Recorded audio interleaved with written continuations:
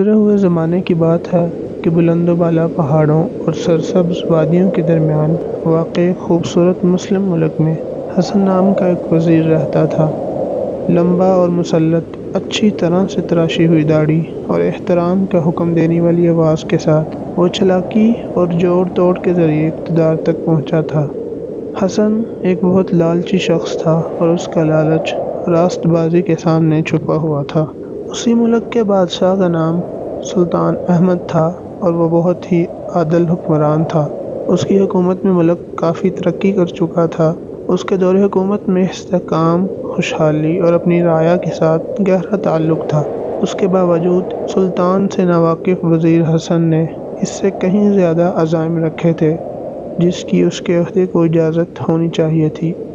اس کا دل لالچ میں ڈوبا ہوا تھا اور اس نے دولت اور طاقت کے خواب دیکھے جن کی کوئی حد نہیں تھی۔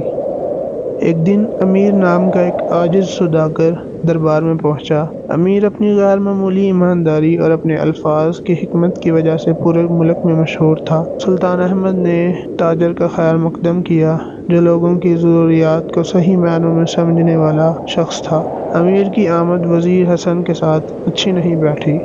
اس نے سوداگر کو سلطان پر اپنے اثر و رسوخ اور کنٹرول کے لیے خطرہ سمجھا۔ اقتدار پر اپنی گرفت برقرار رکھنے کے لیے پرعزم حسن نے ایک منصوبہ بنایا۔ اس نے امیر کو بدنام کرنے کا فیصلہ کیا جس سے سلطان کا اس پر سے اعتماد اٹھ گیا۔ آنے والے مہینوں میں وزیر حسن نے امیر کے بارے میں جھوٹی افواہیں پھیلائیں۔ اس نے درباریوں اور افسروں کے کانوں میں سرگوشی کی اور تاجر کو ایک چال باز اور دھوکے باز کے طور پر پیش کیا۔ یہاں تک کہ اس نے امیر کے غلط کام کے ثبوت بھی گڑھ لیے اور اسے سوداگر کی غداری کے ثبوت کے طور پر سلطان کے سامنے پیش کیا۔ سلطان احمد ان الزامات سے سخت پریشان ہوا۔ اس نے امیر کو محل میں طلب کیا اور سلطان نے امیر کو اس کے الزامات کے بارے میں بتایا۔ الزامات کو سن کر امیر حیران رہ گیا۔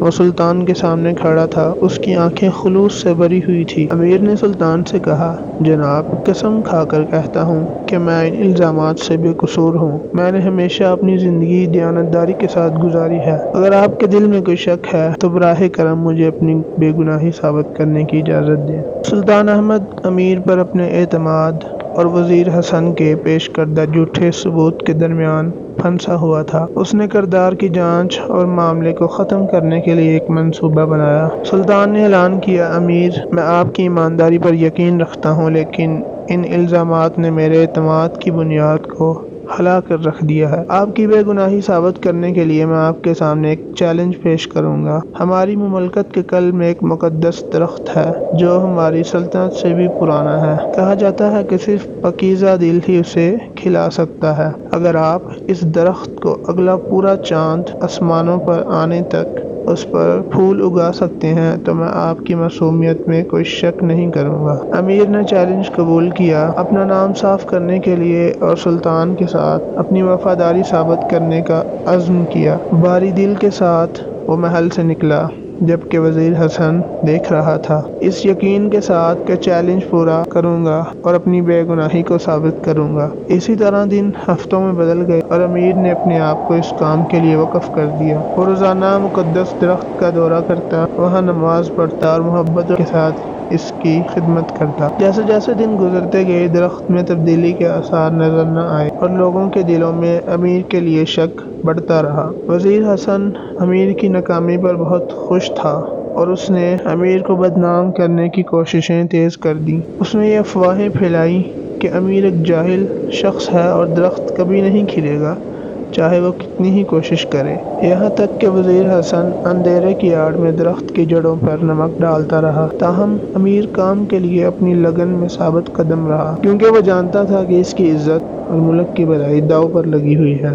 اس نے دل ہی دل میں دعا کی اور اللہ تعالیٰ سے طاقت اور رہنمائی کی درخواست کی۔ امیر کا مقدس درخت کو کھلنے کا عزم دن گزرنے کے ساتھ ساتھ مزید مضبوط ہوتا گیا۔ وہ اپنے کندھوں پر پوری سلطنت کا اعتماد اور بوجھ محسوس کرتا تھا۔ ہر صبح وہ فجر سے پہلے اٹھتا اور درخت کی طرف جاتا، اپنے ساتھ پہاڑی چشمے سے پانی کا ایک چھوٹا سا برتن لے جاتا۔ راتیں طویل اور بے یقینی سے بھری ہوئی تھیں۔ وزیر حسن کی امیر کے خلاف مہم تیز ہو گئی تھی۔ اس نے نہ صرف محل کے اندر بلکہ عام لوگوں میں بھی جھوٹ پھیلانے کے لیے اپنا اثر و رسوخ استعمال کیا۔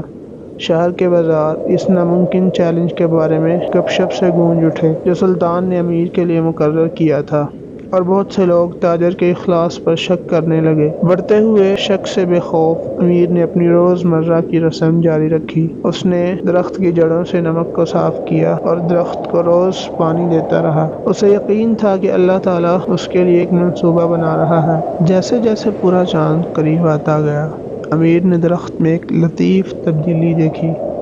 اس کی قدیم شاخوں پر ننھی نازک کلیاں بننا شروع ہو گئی تھی۔ وہ قدیم موتیوں کی طرح سفید رنگ کا سب سے خوبصورت سایہ تھا۔ امیر نے اپنے دل میں خوشی کی لہر محسوس کی۔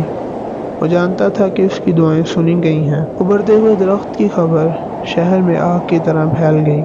زندگی کے تمام شعبوں سے تعلق رکھنے والے لوگ اس معجزے کا مشاہدہ کرنے کے لیے آئے، اور انہوں نے حیرت سے دیکھا جب ایک بنجر درخت ان کی آنکھوں کے سامنے بدل گیا۔ ان میں سے سب سے زیادہ شک کرنے والا بھی اس حقیقت سے انکار نہیں کر سکتا تھا۔ امیر بہت دیانتدار آدمی تھا اور اس کا دل صاف تھا۔ سلطان احمد نے اپنے محل کی تبدیلی کا مشاہدہ کرتے ہوئے امیر پر شک کرنے میں اس غلطی کی سنگینی کا احساس کیا۔